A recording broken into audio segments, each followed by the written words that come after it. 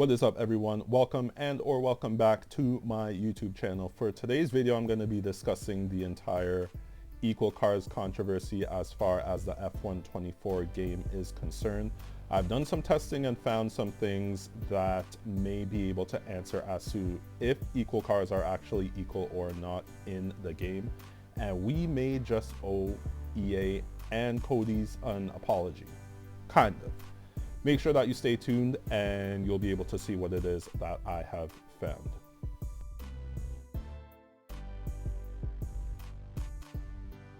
So the first thing that I want to go through is the onboard cameras as far as each car is concerned.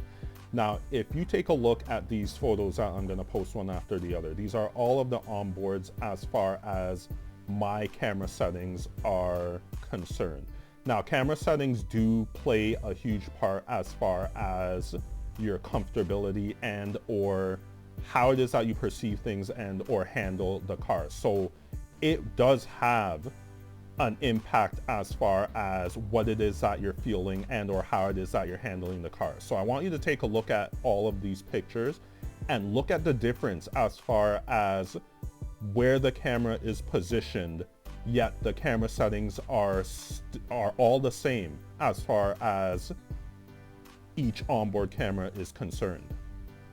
Now, I know there has been arguments as far as the length of each car being different. That has been an argument people have brought up, including I think people were saying that the wheelbase as far as each car is different, so it'll affect how the car handles. But just look at this, just same camera settings, yet going into the different cars.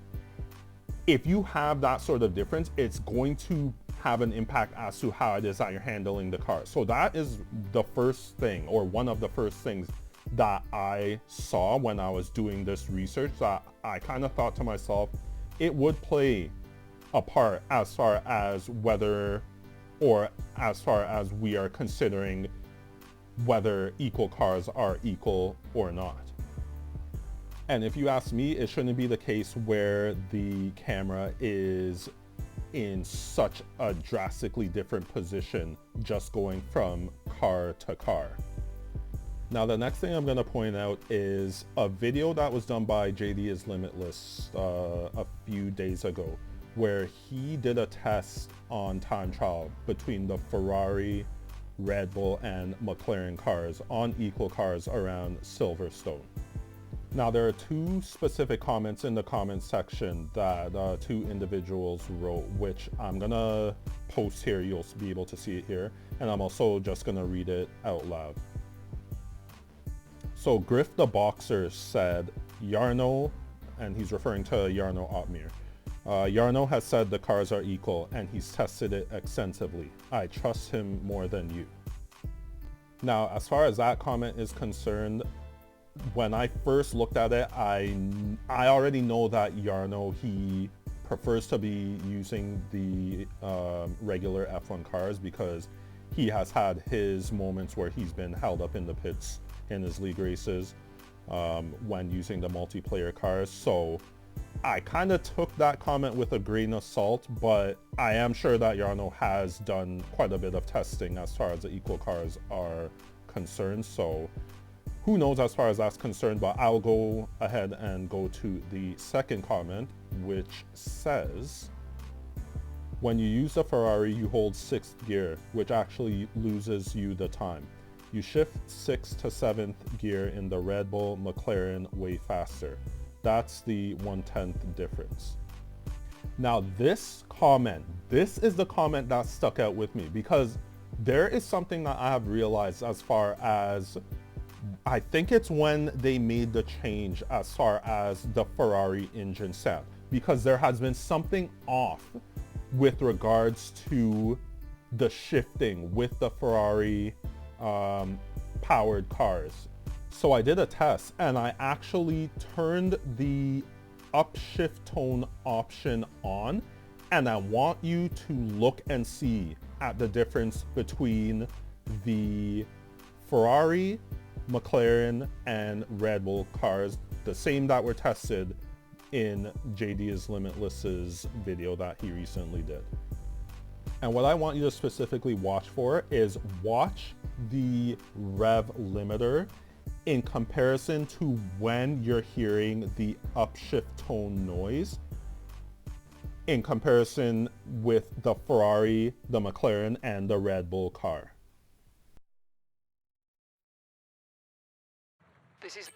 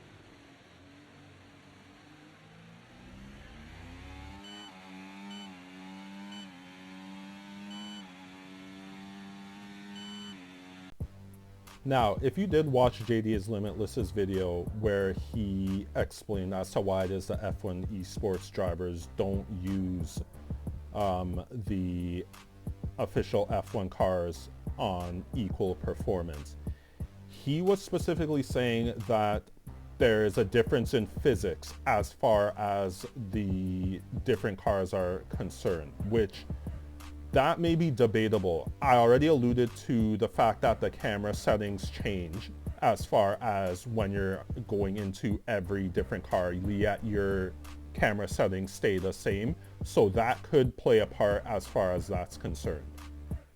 The other thing that he did mention was the fact that some of the cars take bumps in the road better than other cars. I'm not exactly sure if that can be confirmed or denied. When he is doing his testing, it does seem as if the Ferrari potentially may be unstable over some particular parts of the track, but yet I still cannot confirm as to whether it is, we can say that certain cars take bumps either better or worse. So I don't necessarily have anything in particular to say as far as that is concerned. The one important part as far as his video and the testing that he did around Silverstone, if you see when he goes through turns 1 and 2 at the beginning of each lap, and then you look between the Ferrari, the McLaren, and the Red Bull, he was even saying himself that the Ferrari loses time throughout those turns. But the thing is that he was blaming it on bumps in the road. But one of the things that I believe that plays a part is his shifting that he's doing as far as in comparison with the Ferrari, the McLaren and the Red Bull car. Now, if you look at the test that I did as far as the Ferrari, McLaren, and Red Bull, you'll see that when the upshift tone happens for the Ferrari car, it's when the limiter gets to, I believe it's 2 dots into the blue. Whereas every other car, or the McLaren and the Red Bull, when it hits the blue, it then jumps all the way to the end.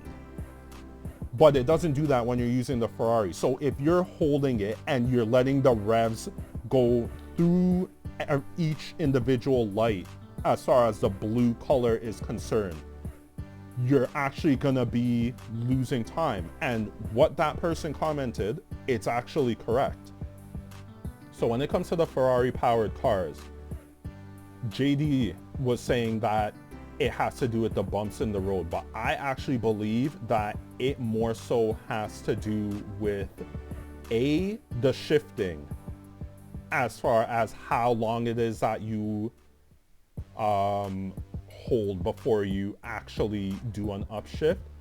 And then also the second thing that I alluded to, which was the first point that I made, being the camera settings, or the camera changing as far as each individual car, yet your camera settings staying the same. Because one of the things that he did say in his video was that he believes that the Ferrari car is a lot more, I guess, loose when it comes to rotation and turns.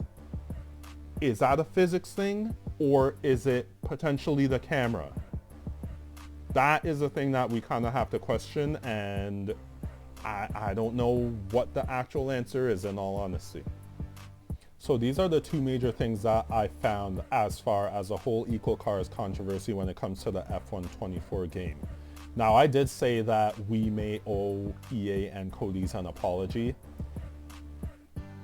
To an extent, yes, but also no. It could be the fact that the cars are actually equal. But the 2 things that I just pointed out that I found throughout this video, it is somewhat inexcusable, and it should be something that should be fixed by EA and Codemasters. Now, you do have this thing where they have liveries that can be put onto the multiplayer cars, such as the McLaren Chrome livery that they just put out, where you can do a challenge and you can unlock that livery. There has been arguments as far as maybe just make F1 liveries that are able, or the official F1 car liveries that can be put onto the multiplayer car. If you ask me, if they're not able to really make sure that equal cars are actually equal, whether it's the arguments that people have made prior and or the arguments that I have put forth as to what it is that I have found, I actually believe that that should be something that can be implemented so that we can make sure that everyone is competing and playing on a level playing field as far as racing in the F1 games.